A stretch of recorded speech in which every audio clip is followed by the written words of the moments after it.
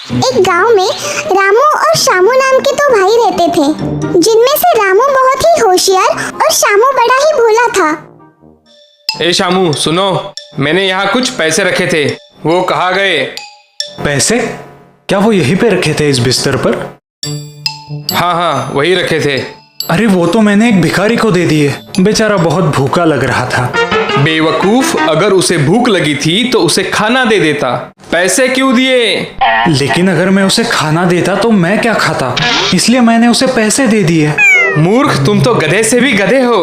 अब पैसे कहाँ से आएंगे? क्या तुम भीख मांग कर लाओगे?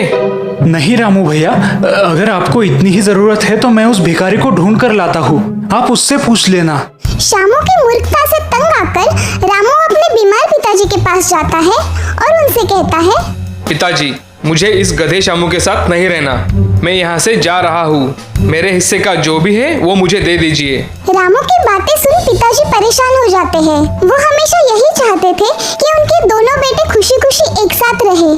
सुनो रामू, मेरे पास जो भी है उस पे तुम दोनों का एक समान हक है, इसीलिए ये बंटवारा मैं नहीं कर पाऊंगा। दूसरे ही दिन उनके पिताजी का देहांत हो जाता है। दोनों ही भाई बड़े दुखी होते हैं, लेकिन रामू फिर भी शामू से छुटकारा पाना चाहता है। वो शामू से कहता है, शामू चलो अपनी चीजों को बांट लेते हैं, आज से हम दोनों अलग रहेंगे। दोनों ही भाई अपना बंटवारा शुरू करते हैं। ये एक कपड़ा तुम्हारा और ये एक मेरा। ये एक? हाँ, ये तो मेरे ही कपड़े हैं चोर। ये एक मुर्गी मेरी और मुर्गी तो एक ही है भाई, अब क्या करे? एक काम करते हैं भाई, तुम इस मुर्गी को रख लो और इसके अंडे मैं रखूंगा। हाँ सच में? क्या मैं मुर्गी रख सकता हूँ? हाँ सच में, लेकिन याद रखना, अंडों पे सिर्फ और सिर्फ मेरा ही हक होगा। और ये बिस्तर भी हमारे पास एक ही है। एक काम करो, तुम इस बिस्तर पर दिन में सो लेना और रात को मैं सोऊंगा, हो गया ना हिसाब बराबर?